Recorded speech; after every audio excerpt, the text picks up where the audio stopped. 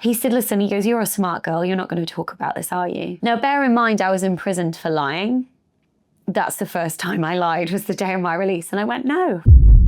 My name is Scarlet Roberts. I am an ex-ballet dancer, ex-prisoner, and now Churchill Fellow. Let's get straight into it. How did you end up in prison? I was found to be perverting the course of justice. So in 2019, I lied about who's driving my car to evade losing my license. Turns out that's illegal and also indictable. So I found myself in significant more trouble than I figured I would be.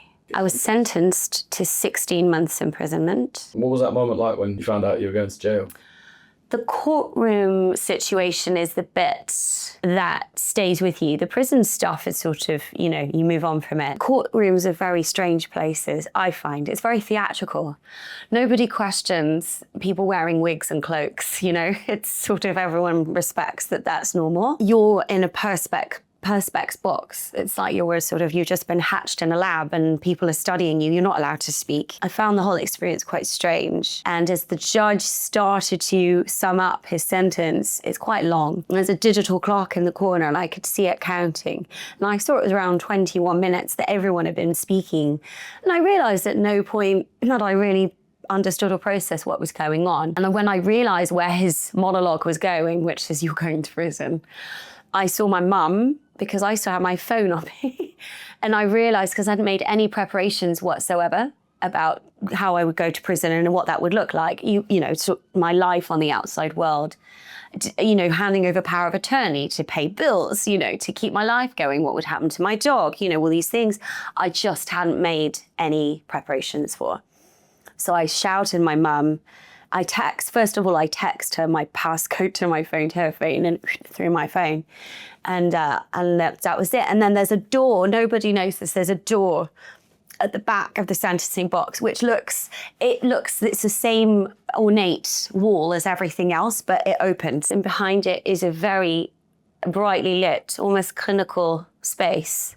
Strip lights, no windows, it's just one square room. There's a metal bench, that's it. And there was a Serco security guard, a big guy, who took me behind there. And that's it, the door's closed, and that's the end of the world that you knew at that moment. And then what is the process from that moment to actually being in a jail cell? There's a van, they call it the sweat box, so it's a Serco van. And it's just a row of closed cells inside the van. And that's where you get dropped underground from the courtroom, and that's where the van is, and you get put in there. And they take you straight to jail? Yeah, they don't tell you where you're going. I remember asking them how long, because I hadn't properly processed what the judge was saying. But of course, nobody knows, so it was up to me to listen. But funny enough, when when you zone out from a situation and you kind of, you know, my heart was beating and it's like moving out of your own body and just sort of not understanding. So I hadn't listened, so I wasn't sure how long I was going. And they couldn't tell me where. They have to find out in that moment which prison has space. So they kind of making calls and finding out where to put you. I suppose that's the reality of the prison system as it is, it's overflowing. So yeah, I got in the van, and I was the only one to be processed in that moment. I suppose oftentimes there might be two or three. And I remember it coming up the ramp. And once you are sentenced to imprisonment, your whole life is a series of locked doors that must be unlocked with keys. You go through and closed before the next one. It's quite phenomenal that they believe that any of us would have enough power to escape. You know, there's so many metal doors. It's all very cage-like, I call it high-foot chicken wire, barbed wire. Anyway, so we drove, and as we came up the ramp and the shutter for the street opened, we were in Bristol, it was Bristol Crown Court, and I saw my mum and my stepdad on the street, and they were crying, and they were on my phone, obviously calling my friends.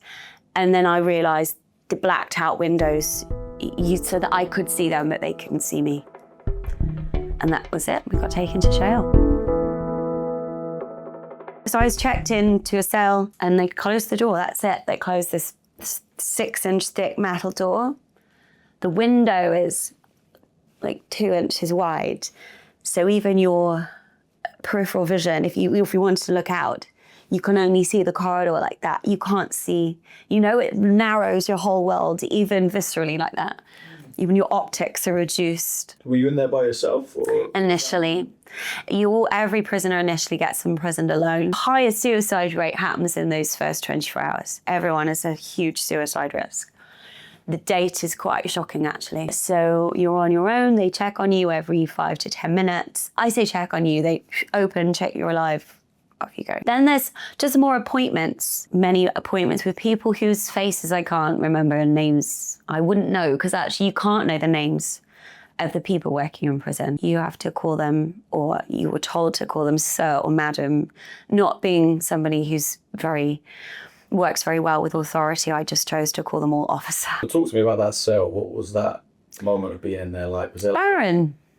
It's totally barren. Everything's cold because everything has to be fireproof. That's another thing. They fully expect that you'll set your cell on alight. I remember sitting on the bed and the fire regulations were there and I pulled them off the wall. I had to read it twice because I wasn't sure if my brain was playing tricks on me, and it said, if your cell is on fire, we will not open the door. No, and no circumstances would we open the door. And it said there was a small latch on the cell door, and when I looked, it's like a spy hole, like that, but a little bigger, like something that swings. That's where they put the fire hose through. And it said we would flood your cell with high-pressured cold water for 20 minutes until the fire's put out. And later, after my sentence ended, when I had access to the internet again, I Googled it, and it's the irony, the phenomenal paradox is, if you had, let's say, a hotel that housed that many women, right, we were 408 women, a premises of that size, if their fire regulations were to state the same thing, it would be a breach of common law, and the hotel owner would themselves be imprisoned for negligence or potentially corporate manslaughter if somebody died. But prisons, this is when I realized, they're crown premises. So they operate with impunity. The idea that crime is a very binary, you did something bad, off you fuck behind a cell door. If we disappear the problem, we don't have to deal with it anymore, is frankly bollocks. If you caged an animal, and didn't give it quite enough food, kept it on the brink of hunger at all times, and wouldn't only let it out for 20 minutes a day, it would eventually become aggressive. We know this. But we somehow think that humans are different. We're still mammals. Our hardwiring is not dissimilar. Every time your brain recalls a memory, it changes it very slightly. Your hippocampus does that. We don't know why, but I find it quite interesting. When you take somebody out of reality or the real world, it becomes an approximation of reality. Most of the information we know to be true and factual, one, we base it on, we sort of use everyone else as a barometer around us. If I were to act in a way right now that was inappropriate, I would see in your face, there would be a change in your posture and your face would change, and it would give me a signal, maybe that's too much, right? When you're isolated on your own, there's no barometer anymore. All of our information our brain processes to be true is through our optical system. It's what we see. So if you can't see anything anymore, your brain fills in those gaps. Your brain's an information-hungry device and it wants to know. So if it can't get the information that it needs, it makes the stories up. And essentially that's how you get radicalization. And then people are surprised when we get really quite violent individuals, perhaps terrorists, put them behind bars, and then 10 years later, after 10 years in a cell on their own, they throw acid at somebody. And I'm like, I'm not condoning that, but I'm like, yeah, I could totally see how that happens. Humans are connected beings, and if you take away that connection, all bets are off. So talk to me about being in jail. It's the busiest place, but the loneliest place. It's the noisiest place, but so lonely. Obviously, there was an immediate innate fear of everyone in there. And then very quickly, I realized there was nothing to be afraid of. The officers, less so, I'm not going to lie. I saw a lot of violence from the officers towards women. What did you say? What kind of violence? What they would say was proportionate use of force. 7 male officers. I wouldn't call that proportionate. I saw that once. A youth offender, she was 17. Youth offenders by law have to be separated from the rest of the prison population, but of course they don't have to have the resources. And she was a young girl, and all she wanted was to get access to a phone number so she could speak out. You are allowed one phone call when you first arrive. But like everything in prison, it's getting the officers to help you. And there's 408 women all screaming, this is what I need, this is what I need. She'd come out of her cell, gotten some food, she was trying to go back, and she was supposed to go back into her cell. She waited outside the door to speak to an officer because she knew as long as I'm out the cell, somebody will come to get me back in and I can speak to them. Because if you pressed your cell buzzer, nobody would ever come. It's not a hotel room service. It's supposed to be there for emergencies, but even in an emergency, no one would come. So she used that opportunity to speak to an officer because she was already out of her cell. 2 officers came and said, you must go back in. And she said, no, I want to speak to the senior officer on duty. Look, she was 17. She hadn't had the joy of building a credit score or filing a tax return yet, and she's already in a prison. I can see that as a young brain, you'd be angry. I don't know how many teenagers you've been around, but they're very good at giving that some of this. Anyway, and try putting them in a prison and expecting them to comprehend what's going on and the enormity of it and how this works. I was in my 30s when I was there, and I kind of, it was hard for me, but at least I had experience on my side, life experience. Anyway, she started shouting, and that was enough. They folded her to the ground, 7 officers on top of her, dragged her like by her chest into a cell, and then they kicked her in the chest as they closed the door. The next thing I saw was the officers going in, taking like the one thing. Everyone says, oh, prisoners get Sky TV. First of all, you don't.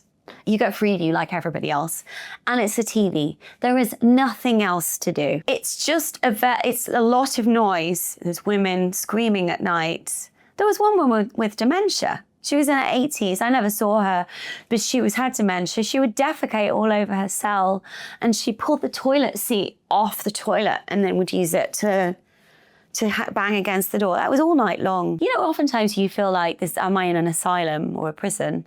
And this is not an indictment on the women, but I understand, again, like I was explaining before about human psychology, it's not about the curtailment of freedom. That most people should be able to handle as a form of punishment. It's that you're taking people who are already quite damaged in the first place.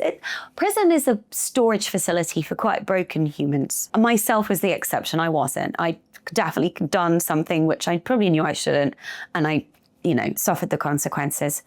The majority of the prison population are much more complex in terms of their needs and the background. And when I started to learn those stories, that's why I do things like this now, because these are women who won't ever have an opportunity to speak out. Not least the average literacy age of a prisoner is 11. They wouldn't be able to read or write. Stuff like that, facts like that you start to understand. Where do you go if you can't read or write? You can't get a job. You can't communicate. Everything in prison. I needed a doctor appointment. Fill out the app. When they said you need an app, I was like, are we allowed phones? They were like, no. It's a piece of paper. It's an application form. To me, that was annoying. But to most of the prisoners, it was obstructive to the point where they never see a doctor because they couldn't read what was on the form. How long did they keep you in your cell? 23 hours a day. If they had enough staff to let us out. Some days, not at all. Some days you wouldn't leave a cell. There were 2 occasions where that happened. One, a very high-profile offender was sentenced. She was pleaded guilty to, or was convicted of, murdering her own son. As you can imagine, there's a couple of things you can't be in a prison. Anybody that hurts children or a snitch. So it was on TV, and she was sentenced, I think, at Cardiff Crown Court. I think the prison knew she'd be coming there. So the whole prison goes onto lockdown. She's a high-profile prisoner at risk of other women abusing her. Most of the women in prison have lost their own children because of a short sentence, usually for theft. Sometimes TV license evasion.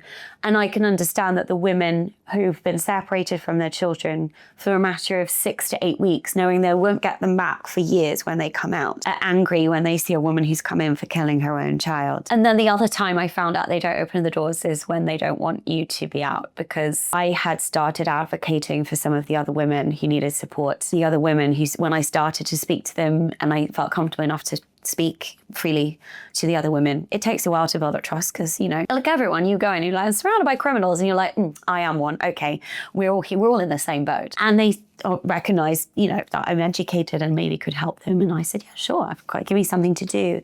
And when the prison realized it was a bit problematic to have somebody who was able to advocate, or I knew that they deserved a legal visit, that's their right by law, or they have a right to speak to a family member, those sorts of things. It was problematic for them. It was stuff to do. And it was somebody on the inside of a prison who perhaps wouldn't normally be. I'm not saying I'm special or different. I'm not elite.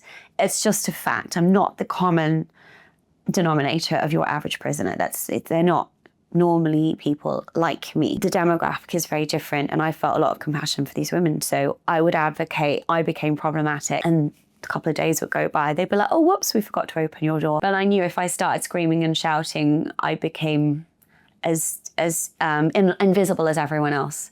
So I had to make sure I just bit my tongue, which is not easy for somebody like me. What about basic needs? You've spoken about not having underwear, not having tampons. Yeah, no access to sanitary provision. That was fucking grim. I mean, listen, I remember they gave me a bowl. They're like, here. I'm like, first of all, a period isn't something that comes gushing out of you.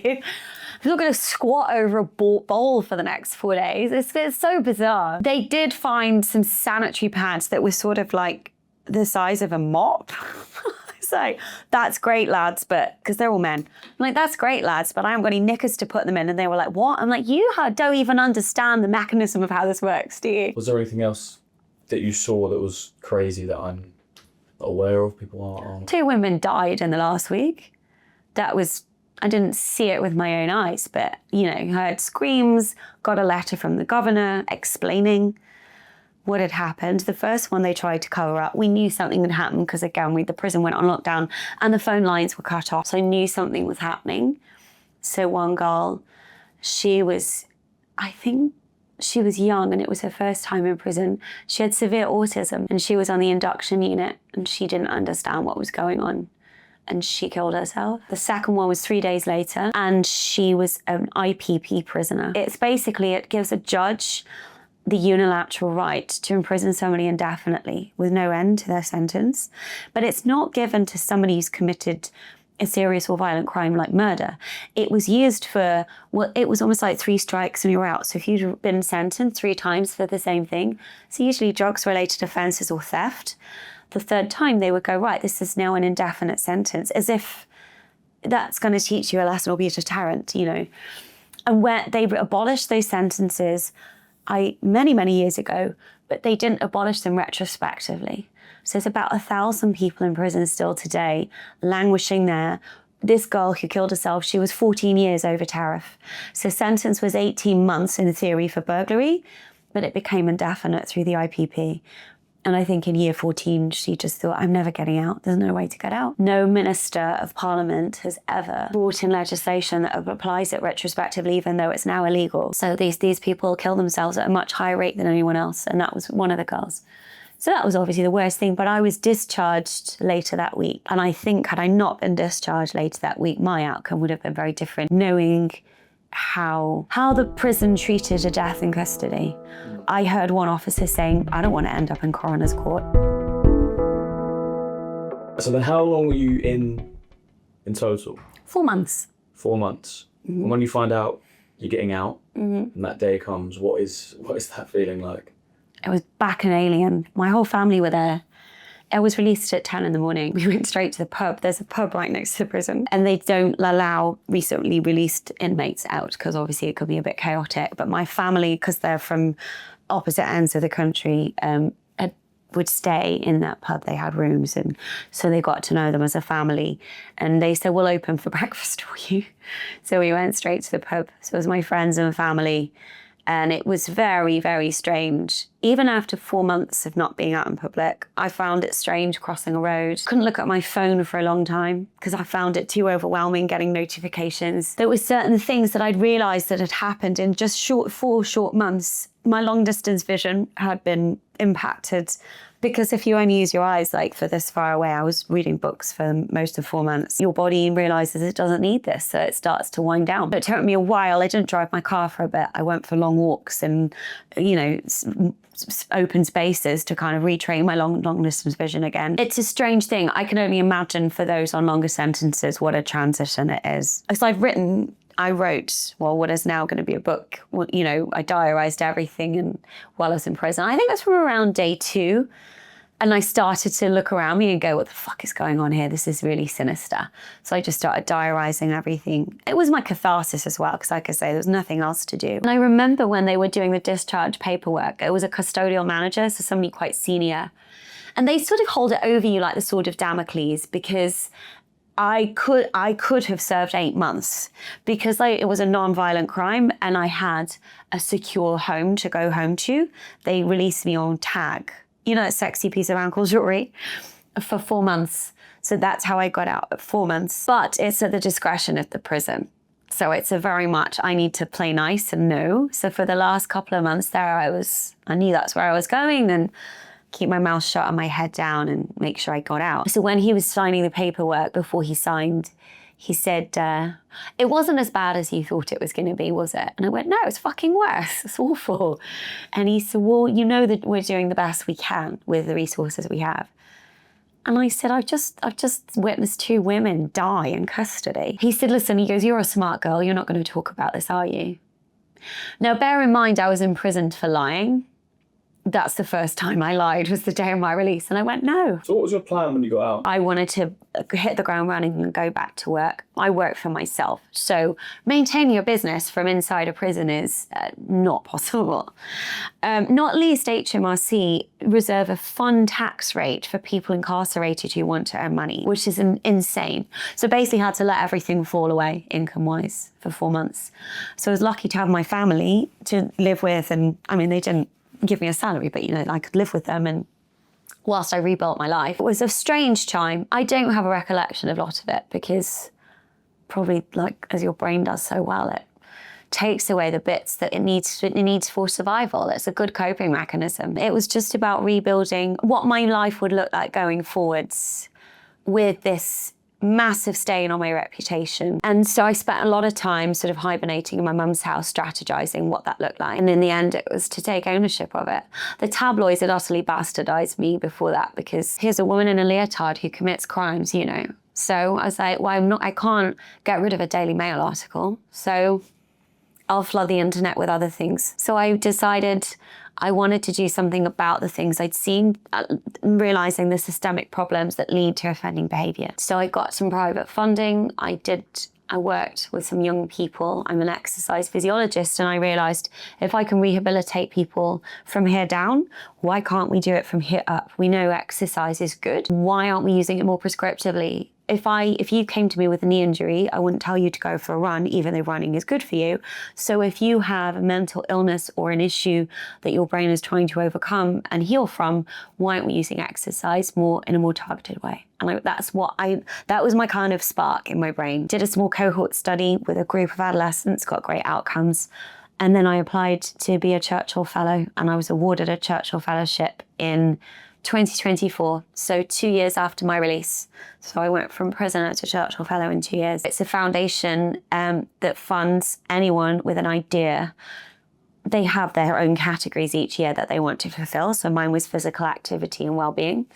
And I proposed how we address adolescent mental health pathways in clinical and community settings, because currently it's just a pharmacological sledgehammer. Even with things like neurodivergency, here's some amphetamines.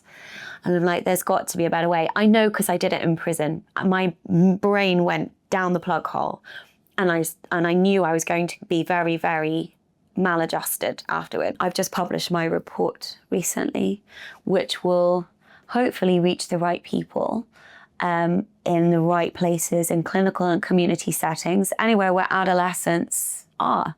So that would be schools, in youth justice systems, in social care, and how we change the way we approach their needs when it comes to ill mental health, depression, anxiety. You spoke about obviously locking someone up for 23 hours a day. You don't think is the right way to go about it. For someone that is a criminal, has committed a crime, murder, whatever it might be, what is the way to go about it? What do you do apart from lock them up? It's not the curtailment of freedom, it's the punitive nature of it. You can put somebody in a prison and that's already removing them from society. So the first thing, especially if you're talking about violent offenders, the first thing is a duty of care to protect the public, not least the victim themselves. You must always factor in the victim at the forefront of any sentencing decision. That's the right thing to do. So first of all, we're sentencing people to prison for non-violent crimes. So that's not in the interests of the public. First of all, imprisoning somebody costs £90,000 a year.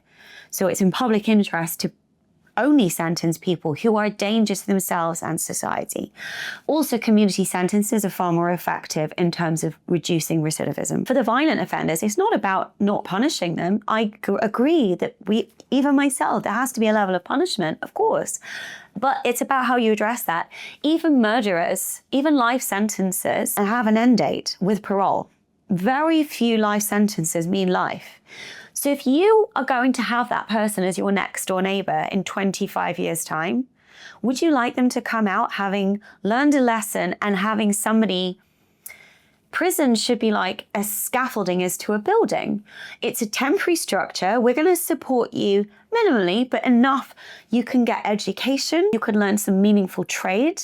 You could learn to be a mechanic or a plumber. You could get some mental health support. Maybe we address why you went out and stabbed 10 people yesterday. Offending behavior is a complex psychology, and I'm not excusing it, and I'm not saying people aren't responsible for their actions, but what happens leading up to somebody committing an ineffable crime is much more complex than you chose to do that. Unless you're going to lock somebody up for life, in which case that is true punishment, but we release people. So if you want a safer society, if you want somebody to reintegrate and not just be safe, but actually contribute, be a productive member of society, don't we all want everybody to go to work and pay taxes and give to charity and, you know, say hi to the homeless guy on the street? You want people to be able to be productive, positive members of society. And if you cage somebody for 23 hours a day for 20 years, that's not what you're going to get. We are a connected species. If we help other people, the outcomes are far better always.